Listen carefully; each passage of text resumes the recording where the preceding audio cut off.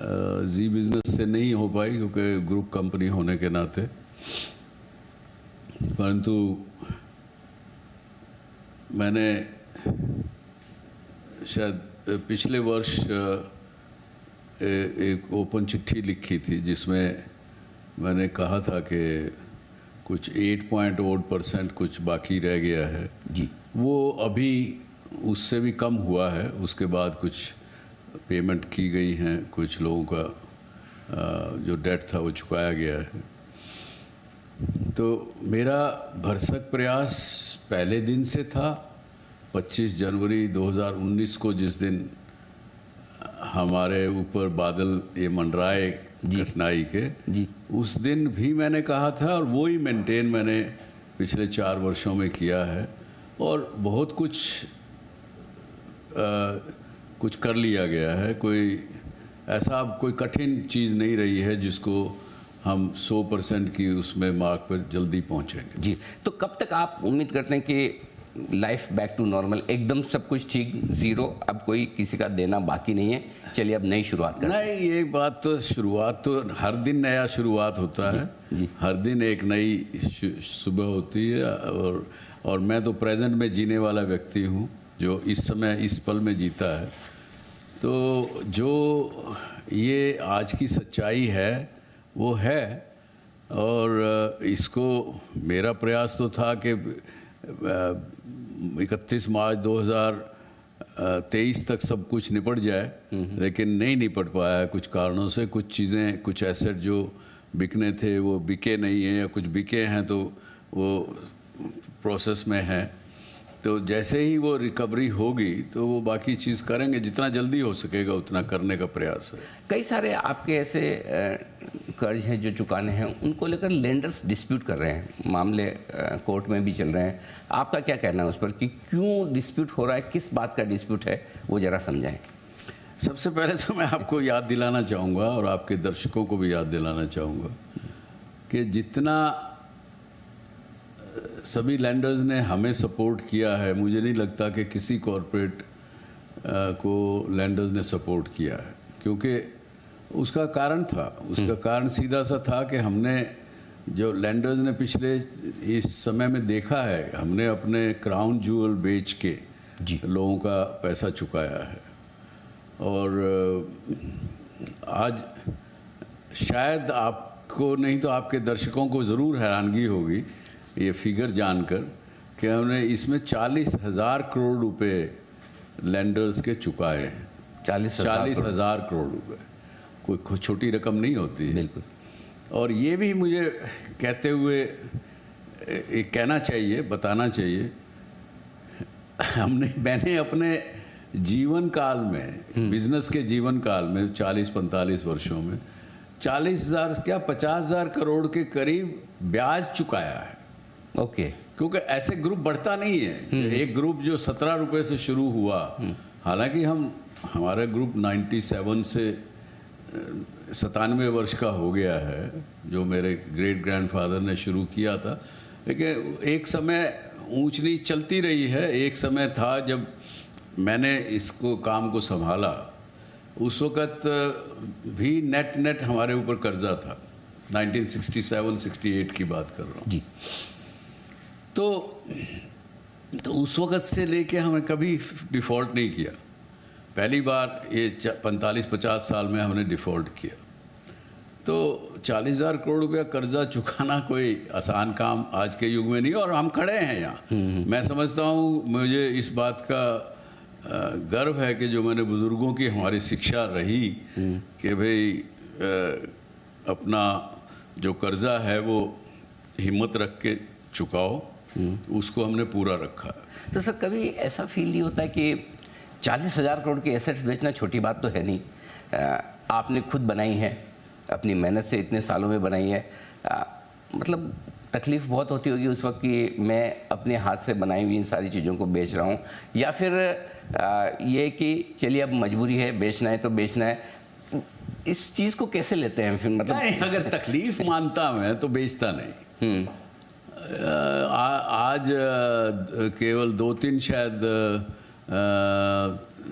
Accounts अभी open हैं जिनका पेमेंट करना बाकी है। जी। ओवर 30-40 अकाउंट होते हैं, लोगों को नहीं दिया जाता। बहुत से और भी बोरोवर हैं इस देश में जिन्होंने, पर मैं दूसरों की बात क्यों करूं, तो परंतु ये बेचने की तकलीफ़ होती तो मैं शायद बेचता नहीं। क्यों तकलीफ़ क्यों नहीं है? इसलिए क्योंकि एक मन में एक विचार है कि सबका अपने को हाथ जोड़ के चुकाना है, जहाँ तक हो सके, जहाँ तक अपने मन से हो सके चुकाना है, तो चुकाया है, इसलिए कोई तकलीफ़ वाली बात। क्योंकि एक समय वो भी था सर जब कई बार लोग मुझे भी फ़ोन करके पूछते थे, अगर आप बिजनेस के सिलसिले में बाहर जा रहे हैं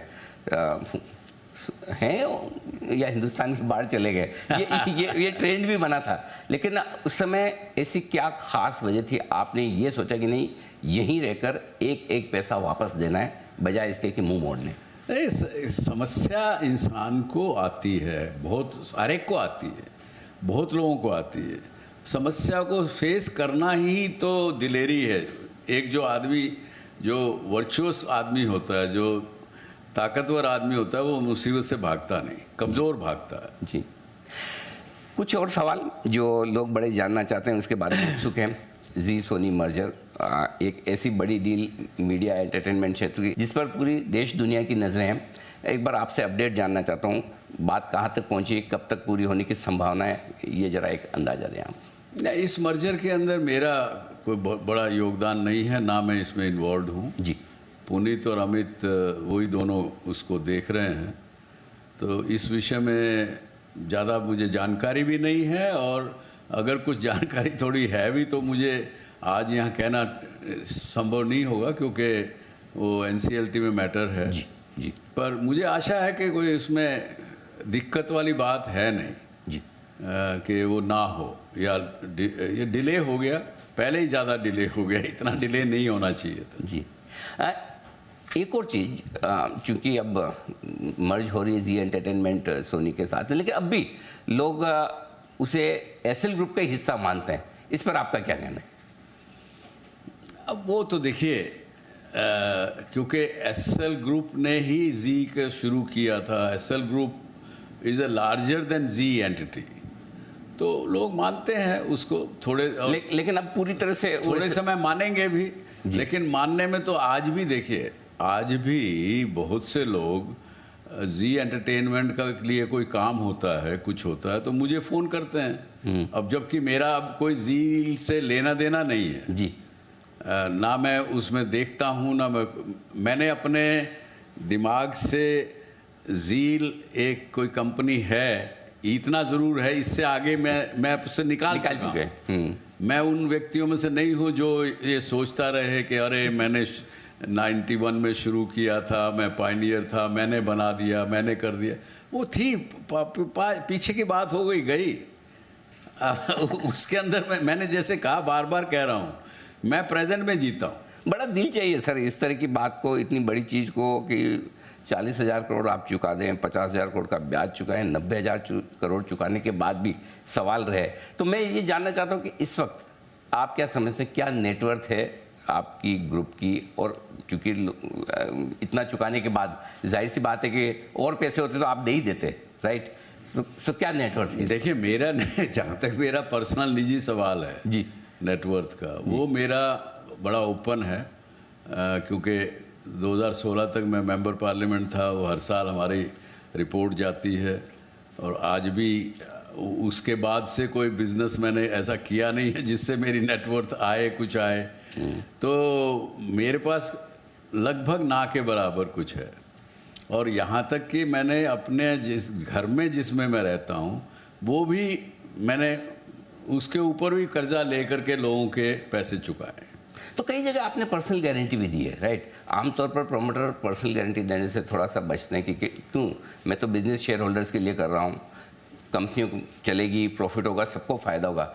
क्या वजह थी कि आपने बिना डरे, बिना सोचे पर्सनल गारंटी भी दी, और अब इस वक्त उसका क्या स्टेटस है? मैंने पर्सनल गारंटी पहले कभी नहीं दी जी। जब ये 25 जनवरी से पहले के जो लोन जितने भी हैं पहले के ही हैं जी। 25 जनवरी के बाद तो कोई हमने ना लिया ना किसी ने दिया। अच्छा, गारंटी सारी उसके बाद दी गई है? क्या हुआ है कि 25 जनवरी 2019 के बाद बहुत से कुछ जो प्रोफेशनल मैनेजर लेंडर कंपनियों के हैं, फंड्स के हैं, वो आके बैठ गए हमारी नौकरी चली जाएगी, हमारा ये हो जाएगा। तो मैंने पर्सनल गारंटी साइन कर दी। भाई मेरी नीयत ठीक है, चिंता मत करो, मैं हूँ, मेरे बेटे भी हैं। तो मैंने वो गारंटी बाद में साइन की है, पहले कोई गारंटी साइन नहीं थी। अच्छा। हाँ, सबसे पहले तो ये बात आपको बड़ी क्लियर होनी चाहिए। तो ये तो बड़ा प्रूफ है कि आप, बड़ा सबूत है कि आप अब अगर एक आध व्यक्ति कोई अगर पर्सनल गारंटी को इन्वोक करेगा, अगर करता, आज के दिन कोई पर्सनल गारंटी का कोई मैटर पेंडिंग नहीं है। ओके। पर अगर कोई करते हैं तो अब उनको जो है सच्चाई मिलेगी। मेरे पास कुछ पर्सनल गारंटी के रूप में है नहीं। दूसरी बात जी, ये पर्सनल गारंटी होना ना होना, ये कागजी कार्रवाई तो ज़रूर है, लेकिन मुझे पता है कि जिस लैंडर ने हमारे साथ, बहुत से 95% लैंडर्स ने हमारे साथ बड़ा ऑनरेबली बिहेव किया। उसमें से 2-5 लैंडर ऐसे हैं जिनको कुछ ना कुछ नुकसान भी हुआ है। तो मेरा उनसे क्या कहना था, देखिए आपको मैंने आज 20 साल से मैं आपसे मान लीजिए व्यवहार कर रहा हूँ। 20 साल में आपको मैंने कितना आपने मेरे से कमाया होगा?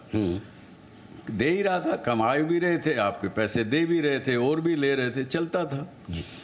अब आपने भी ये बिज़नेस किया, मैंने भी बिज़नेस किया, उसमें रिस्क में पैसा खोया।